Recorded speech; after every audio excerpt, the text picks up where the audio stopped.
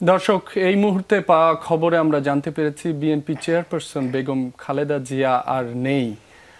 বিএনপির অফিসিয়াল যে Facebook page, সেখানে বিষয়টি নিশ্চিত করা হয়েছে। এ বিষয়ে সবশেষ তথ্য জেনে নিব। এভারকেয়ার হাসপাতালের সামনে আছেন সহকর্মী তাজনুর ইসলাম। তাজনুর, আপনার কাছে সবশেষ কি তথ্য রয়েছে আমাদের জানাবেন। রবি, আজ 30 ডিসেম্বর ঠিক সকালবেলাতে দাঁড়িয়ে এই দুঃসংবাদটি বলতে হচ্ছে, যেই সংবাদটি আসলে কোনো গণমাধ্যম কর্মী আসলে এতদিন ধরে বিভিন্ন সময় নানা রকম খবর এসেছে নানা মাধ্যমে, কিন্তু সেই খবরটি শেষমেশ আজ বলা লাগছে।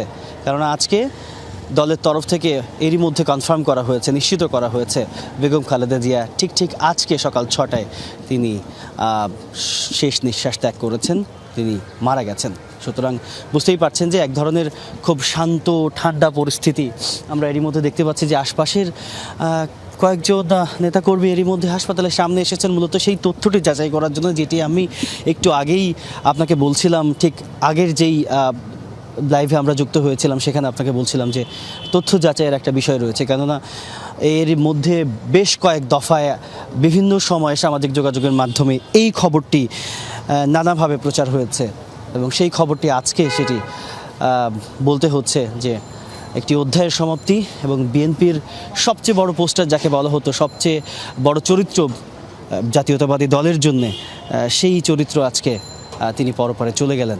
এবং একই সঙ্গে একটি শান্ত এবং খুবই শোকার্ত পরিস্থিতি এই মুহূর্তে এভারকেয়ার হাসপাতালের সামনে। নিশ্চয়ই পরবর্তী সময়ে দলের নেতাকর্মীরাও এই হাসপাতালে আসবেন এবং আইনশৃঙ্খলা রক্ষাকারী বাহিনীর সদস্যরা এরই মধ্যে ফটকে যারা রয়েছেন, বিশেষ করে পুলিশ সদস্য এবং বিজিবি সদস্য, তারা তো একেবারে প্রস্তুত অবস্থায় রয়েছেন, যেটি মনে হচ্ছে যে পরিস্থিতি অনুযায়ী তাদের সদস্য সংখ্যা বাড়ানোর সম্ভাবনা রয়েছে। আমরা বিভিন্ন সময় তাদের মধ্যে নিজেদের মধ্যে কথা বলতে দেখেছি। তবে গতকাল রাতে এই নাটকীয়তা কিংবা নানা রকম ঘটনা প্রবাহের মধ্যে দিয়ে গিয়েছে এভারকেয়ার হাসপাতালে, বিশেষ করে খুব জরুরি মুহূর্তে, খুব জরুরি অবস্থায় তারেক রহমান এবং তার স্ত্রী ডাক্তার জুবাইদুর রহমান এবং তাদের কন্যা জাইমা রহমান সহ পরিবারের সদস্যরা, একই সঙ্গে মেডিকেল বোর্ডের সদস্যরা, তারা দীর্ঘ সময় গতকাল বৈঠক করেছেন। তারা এই ব্যাপারটি, অর্থাৎ খালেদা জিয়ার যে চিকিৎসা যাত্রা, এই যে লম্বা সময় ধরে, 1 মাসেরও বেশি সময় ধরে, অর্থাৎ 23 নভেম্বর তিনি হাসপাতালে ভর্তি হয়েছিলেন, 23 ডিসেম্বর গিয়েছে 1 মাস, তারপরে আজ 30 ডিসেম্বর, অর্থাৎ এই 37 দিনের কিংবা সেই 37-38 দিনের যে চিকিৎসা যাত্রা, এই সময়টির মধ্যে দিয়ে নানান রকম ঘটনা ঘটেছে এই এভারকেয়ার হাসপাতালে।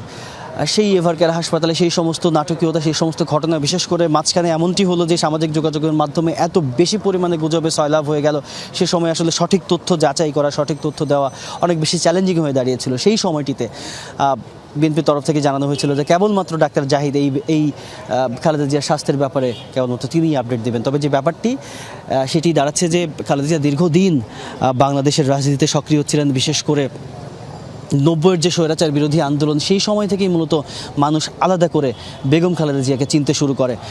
যেমনটি বলা হয়, বিশেষ করে প্রবীণ রাজনীতিবিদ যারা সেই সময় খালেদা জিয়ার রাজনীতির সঙ্গে যুক্ত থেকেছেন, তার কাছাকাছি যাওয়ার সুযোগ পেয়েছেন কিংবা তার সঙ্গে রাজনীতি করার সুযোগ পেয়েছেন, বিভিন্ন সময়ে আমরা সেই সমস্ত প্রবীণ রাজনীতিবিদদের কাছ থেকে শুনেছি যে পল্টন ময়দানে স্বৈরাচার বিরোধী আন্দোলনে সেই সময় খালেদা জিয়া একটা আলাদা চরিত্র হয়ে উঠেছিল, পুরো বাংলাদেশের একটা চরিত্র। সেই চরিত্র পরবর্তী সময় 1991 সালে প্রথমবারের মতো